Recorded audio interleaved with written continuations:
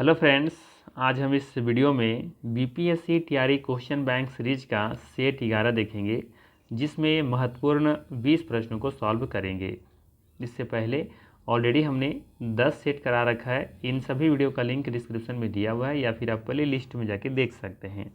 साथ ही साथ अगर इन सभी का PDF फाइल चाहिए तो हमारा टेलीग्राम चैनल ज्वाइन कर सकते हैं। टेलीग्राम चैनल का लिंक डिस्क्रिप्शन में दिया हुआ है, ठीक है। साथ ही साथ ध्यान रखिएगा, ये सभी जो सवाल लिए गए हैं ये सवाल बीपीएससी टीआरई 3.0 सेकेंडरी टीचर जो कि 21/7/2024 को एग्ज़ाम हुआ था, उस एग्ज़ाम से सारे प्रश्न यहाँ पे लिए गए हैं, ठीक है। तो चलिए फिर शुरू करते हैं और देखते हैं आज का पहला सवाल। पहला सवाल पूछा गया था, मौर्य काल में मुद्राओं के परीक्षण की जिम्मेदारी किसकी थी? ऑप्शन दे रखा था सन्निधाता, लक्षणाध्यक्ष, रूपदर्शक, एक से अधिक होगा या फिर उपर्युक्त में से कोई नहीं। इसका सही आंसर है सी ऑप्शन, रूपदर्शक। मौर्य काल में मुद्राओं के परीक्षण की जिम्मेदारी रूपदर्शक को थी, ठीक है। वहीं बात करें सन्निधाता के बारे में तो ध्यान रखना है, सन्निघाता ये राजकीय कोषाध्यक्ष हुआ करते थे, जबकि लक्षणाध्यक्ष टकसाल का अध्यक्ष हुआ करते थे, ठीक है। चलिए अगला सवाल लेते हैं।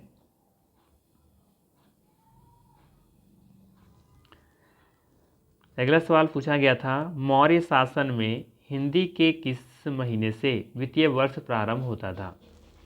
सवाल पूछा गया था, मौर्य शासन में हिंदी के किस महीने से वित्तीय वर्ष प्रारंभ होता था? ऑप्शन दे रखा था आषाढ़, चैत्र, पुष्यामी, एक से अधिक होगा या फिर उपर्युक्त में से कोई नहीं।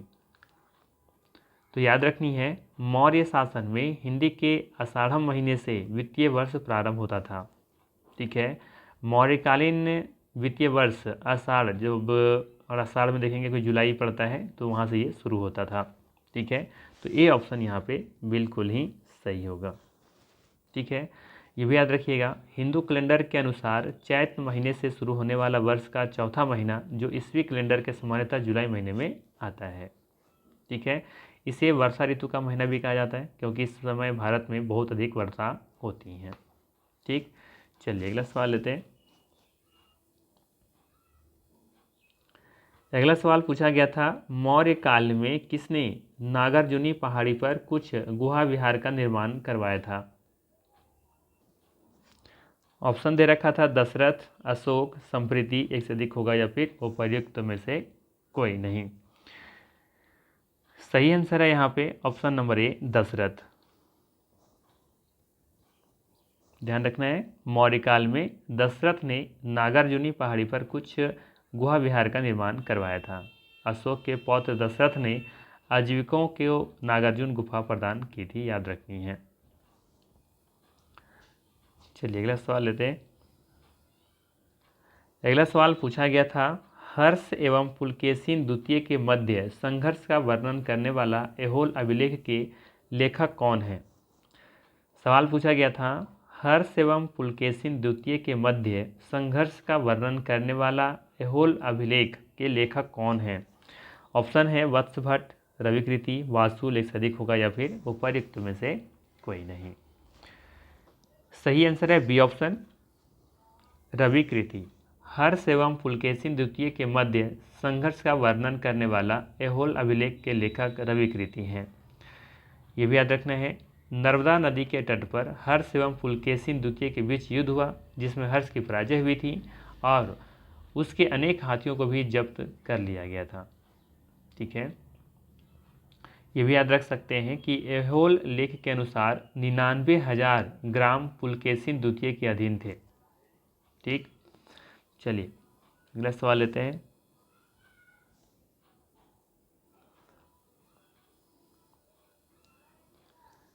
अगला सवाल पूछा गया था, हर्षवर्धन का सेनापति कौन था जिसने उसे सिंहासन रोहण हेतु उसे उत्साहित किया था? ऑप्शन दे रखा था सिंहनाद, सर्वकेतु, हंसवेग, एक से अधिक होगा या फिर उपर्युक्त में से कोई नहीं। सही आंसर इसका ए ऑप्शन, सिंहनाद। हर्षवर्धन का सेनापति सिंहनाद था जिसने उसे सिंहासन रोहण हेतु उसे उत्साहित किया था। ये भी याद रखना है, वर्ष के शासनकाल तथा समाज की जानकारी बाणभट्ट द्वारा रचित हर्षचरित और चीनी यात्री हेनसांग के संस्मरण द्वारा मिलता है। चलिए अगला सवाल लेते हैं। अगला सवाल पूछा गया था, चीनी लेखक के अनुसार किस वर्ष हर्ष ने मगधराज की उपाधि धारण की थी। सवाल पूछा गया था, चीनी लेखक के अनुसार किस वर्ष हर्ष ने मगधराज की उपाधि धारण की थी। ऑप्शन दे रखा था 641 ईस्वी, 640, 642, एक से अधिक होगा या फिर उपर्युक्त में से कोई नहीं। सही आंसर है ए ऑप्शन 641। चीनी लेखक के अनुसार 641 ईस्वी में हर्ष ने मगधराज की उपाधि धारण की थी। 641 ईस्वी में हर्ष ने स्वयं को मगध का राजा कहा था। चीनी यात्री संगयुगन, फिर से सुनिएगा, चीनी यात्री संगयुगन 518 ईस्वी में भारत आया था, आपको याद रखनी है। अगला सवाल पूछा गया था, हेनसांग के अनुसार हर्ष ने बिहार के किस स्थान पर एक पीतल का विहार बनवाया। सवाल फिर से सुनिएगा। सवाल पूछा गया था कि हेनसांग के अनुसार हर्ष ने बिहार के किस स्थान पर एक पीतल का विहार बनवाया। ऑप्शन दे रखा था राजगीर, बोधगया, नालंदा, एक से अधिक होगा या फिर उपर्युक्त में से कोई नहीं। सही आंसर है सी ऑप्शन नालंदा। ठीक है, हेनसांग के अनुसार हर्ष ने बिहार के नालंदा स्थान पर एक पीतल का विहार बनवाया था।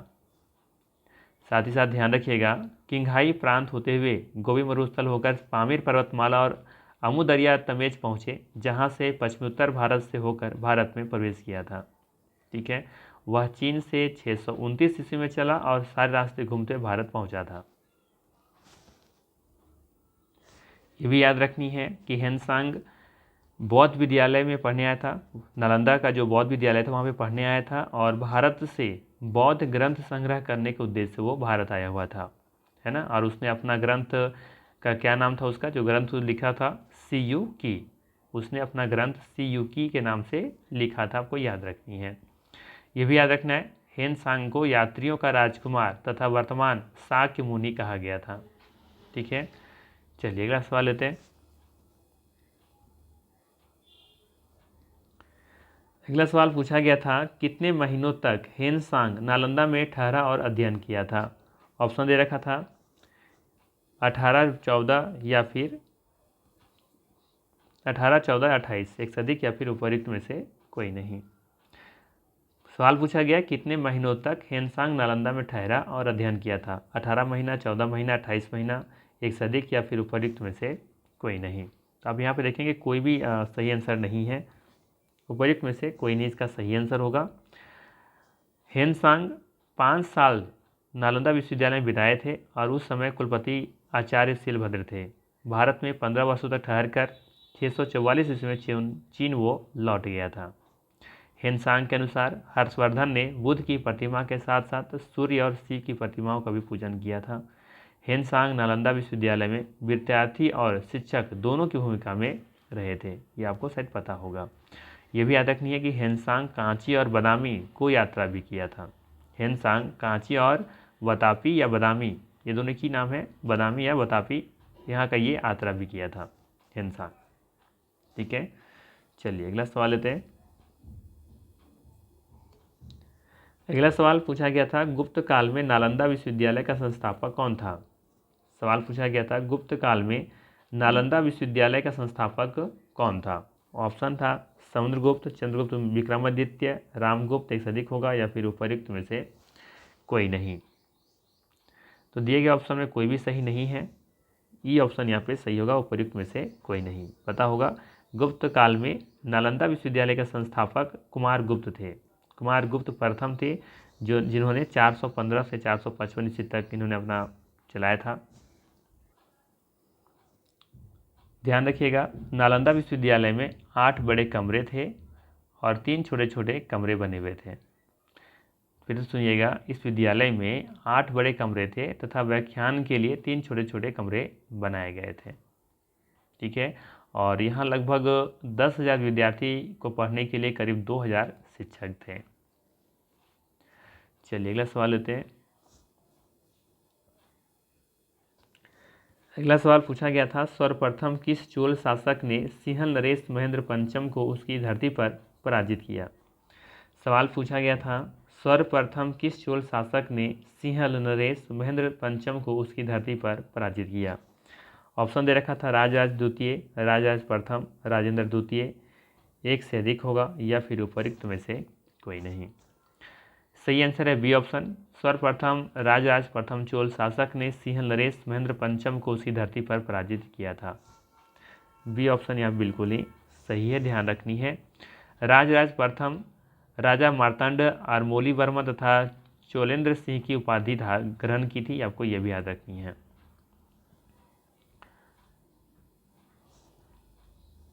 चलिए अगला सवाल लेते हैं। अगला सवाल पूछा गया था, किस चोल शासक ने गांगेकोंड चोलपुरम नामक एक नई राजधानी की स्थापना की थी।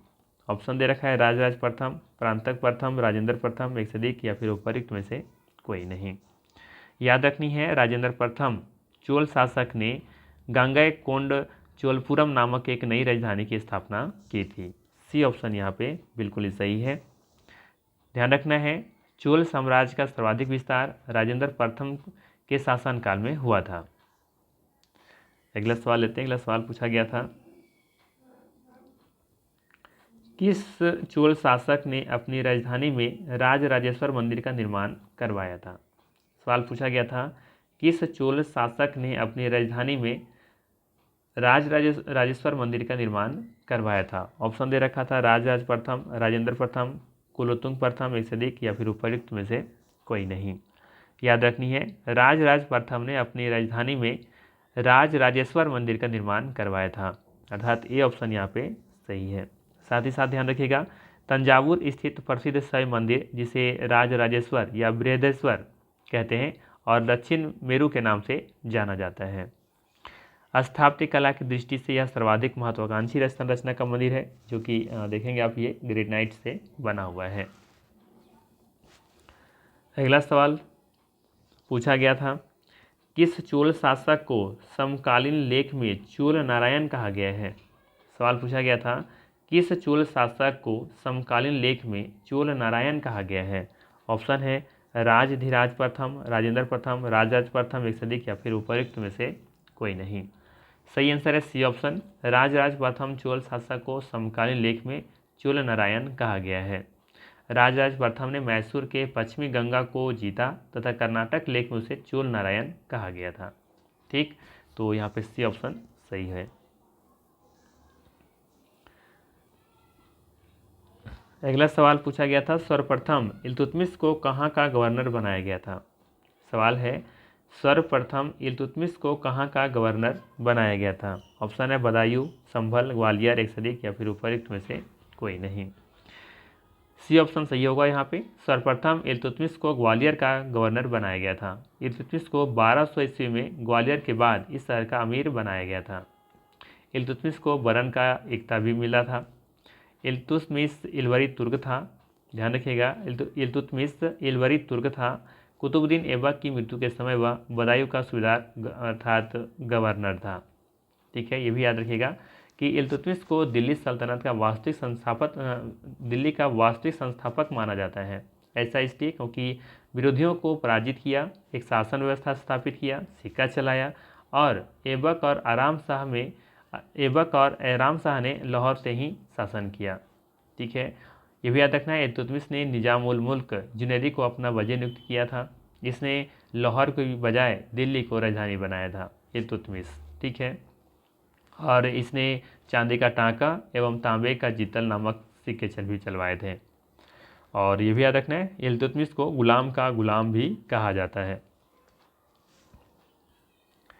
सी ऑप्शन यहाँ पे सही है। अगला सवाल पूछा गया था, किस स्थान पर इल्तुतमिश ने गजनी के ताजुद्दीन अल्दौज को बुरी तरह से पराजित किया एवं बंदी बना लिया। सवाल पूछा गया था, किस स्थान पर इल्तुतमिश ने गजनी के ताजुद्दीन अल्दौज को बुरी तरह पराजित किया एवं बंदी बना लिया। ऑप्शन दे रखा था चिनाब नदी के तट पर, तराइन, सिंध, एक से अधिक या फिर उपरोक्त में से कोई नहीं। सही आंसर है बी ऑप्शन, तराइन। तराइन स्थान पर इल्तुतमिश ने गजनी के ताजुद्दीन अल्दौज को बुरी तरह पराजित किया एवं बंदी बना लिया था। इल्तुतमिश एवं अल्दौज के मध्य देखेंगे आप तो 1215 ईस्वी में तराइन के मैदान में युद्ध हुआ था। अल्दौज पराजित हुआ और बंदी बनाकर बदायूं भेज दिया गया और बाद में उसकी हत्या कर दी गई थी। ठीक है, ये भी याद रखिएगा। अल्दौज इल्तुतमिश का मुख्य प्रतिद्वंदी था जो 1215 ईस्वी में ख्वारिज़म के शाह से पराजित होकर के लाहौर भाग गया था। ठीक है, चलिए अगला सवाल लेते हैं। अगला सवाल पूछा गया था इल्तुतमिश को खरीदने में कुतुबुद्दीन को कितना खर्च करना पड़ा था। सवाल है इल्तुतमिश को खरीदने में कुतुबुद्दीन को कितना खर्च करना पड़ा था। 2 लाख जितल, 3 लाख जितल, 1 लाख जितल, एक सदीक या फिर उपरोक्त में से कोई नहीं। याद रखनी है इल्तुतमिश को खरीदने में कुतुबुद्दीन को 1 लाख जितल खर्च करना पड़ा था। सी ऑप्शन यहाँ पे सही है।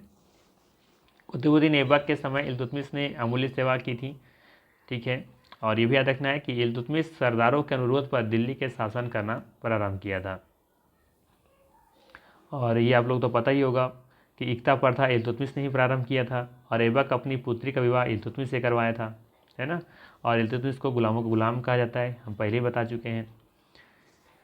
चलिए अगला सवाल लेते हैं। अगला सवाल पूछा गया था कि किस वर्ष बगदाद के खलीफा ने इल्तुतमिश को मान्यता प्रदान की। सवाल पूछा गया था किस वर्ष बगदाद के खलीफा ने इल्तुतमिश को मान्यता प्रदान की थी। 1227 ईस्वी, 1226 ईस्वी, 1229 ईस्वी, एक से अधिक या फिर उपरोक्त में से कोई नहीं। सही आंसर है सी ऑप्शन 1229 में बगदाद के खलीफा ने इल्तुतमिश को मान्यता प्रदान की। 1229 ईस्वी में बगदाद के खिलाफ खलीफा ने एक घोषणा पत्र द्वारा इल्तुतमिश को सुल्तान शाह आजम की उपाधि प्रदान की और एक खिलियत, जिसे सम्मान सूचक वस्त्र कहा जाता है, सामान्य सूचक वस्त्र, एक कपड़ा भेजा जाता है। खिलियत मतलब होता है सम्मान सूचक वस्त्र भेजना, तो वो एक उपाधि प्रदान भी की थी और एक खिलियत भेजा था। खिलियत मतलब एक सूचक वस्त्र होता है, सम्मान में सूचक वस्त्र भेजा जाता है, तो वो उन्होंने भेजा था। ठीक है, और इससे उसकी शक्ति और प्रतिष्ठा फिर बढ़ गई थी। ठीक है, अब कहा जाए तो सही मायनों में इल्तुतमिश इस्लामिक जनता का शासन बन गया था जब वहाँ से सुल्तान शाह आजम की उपाधि प्रदान की गई थी और सम्मान सूचक वस्त्र जब भेजा गया था उसके बाद। ठीक है, ये भी याद रखिएगा इल्तुतमिश खलीफा से अधिकार पत्र प्राप्त करने वाला दिल्ली सल्तनत का प्रथम वैधानिक सुल्तान भी था ये, तो यहाँ पे सी ऑप्शन सही होगा। अगला सवाल पूछा गया था दिल्ली में कुव्वत उल इस्लाम मस्जिद का निर्माण किसने करवाया था। ऑप्शन दे रखा है इल्तुतमिश, कुतुबुद्दीन ऐबक, बलबन, एक सदीक या फिर उपरोक्त में से कोई नहीं। सही आंसर है बी ऑप्शन, दिल्ली में कुव्वत उल इस्लाम मस्जिद का निर्माण कुतुबुद्दीन ऐबक ने करवाया था। ऐबक ने दिल्ली विजय के उपलक्ष्य में तथा इस्लाम धर्म को प्रतिष्ठित करने के उद्देश्य से 1192 ईस्वी में दिल्ली में इसका निर्माण कार्य प्रारंभ करवाया था। यह ऐबक द्वारा ध्वस्त किए गए 27 हिंद एवं जैन मंदिरों को स्थापित खंडों पर बनाया गया है, तो यहाँ पे सही आंसर है बी ऑप्शन। अगला सवाल पूछा गया था दिल्ली सल्तनत के इतिहास में किस अवधि को चालीसा का शासन काल माना जाता है। ऑप्शन दे रखा है 1236 से 66, 1236 से 42, 1236 से 46, एक से अधिक या फिर उपरोक्त में से कोई नहीं। सही आंसर है ए ऑप्शन। दिल्ली सल्तनत के इतिहास में 1236 से लेकर के 1266 की अवधि को चालीसा का शासन काल माना जाता है। इल्तुतमिश ने 40 तुर्क गुलामों के दल को संगठित किया था जिसे तुर्कान ए चहलगानी तथा चालीसा दल कहा जाता है। इसने योग्य, विश्वसनीय और प्रतिभाशाली व्यक्ति थे। इसमें अब देखेंगे ये जो चालीसा दल थे ना, उस चालीसा दल में योग्य, विश्वसनीय और प्रतिभाशाली व्यक्ति थे। इस दल को उसने राजस्व का अंग बना लिया था, राजस्व का नहीं, माफ़ कीजिएगा, राजत्व का। ठीक है, इल्तुतमिश के काल में निर्मित 40 अमीरों का दल बलबन के काल तक आते आते ये निरंकुश, महत्वाकांक्षी एवं अत्यंत प्रभावशाली हो चुका था। ठीक है, तो यहाँ पे सही आंसर क्या है, ए ऑप्शन। चलिए अगला सवाल लेते हैं। पूछा गया था किस सुल्तान के अधीन नाइब ए ममालिकात का नया पद सृजित किया गया था। ऑप्शन दे रखा था मुइजुद्दीन बरहम शाह, अस्कनुद्दीन फिरोज, अलाउद्दीन मसूद शाह, एक सदीक या फिर उपरोक्त में से कोई नहीं। सही answer A option. Muizuddin Bahram Shah सुल्तान के अधीन नाइब ए ममालिकात का नया पद सृजित किया गया था। 1240 ईस्वी में रजिया की हत्या के बाद मुइजुद्दीन बहराम शाह शासक बना था। अमीरों की बढ़ती महत्वाकांक्षा ने 2 वर्ष बाद 1242 ईस्वी में उसकी भी हत्या करवा दी गई थी। तो यहाँ पे ए ऑप्शन बिल्कुल ही सही है। तो ये था महत्वपूर्ण 20 प्रश्न। अगर वीडियो अच्छा लगा हो तो लाइक ज़रूर कीजिएगा, चैनल पर नहीं तो सब्सक्राइब कीजिएगा। बाकी फिर मिलते हैं हम लोग इसी तरह के नेक्स्ट वीडियो में। Thanks for watching.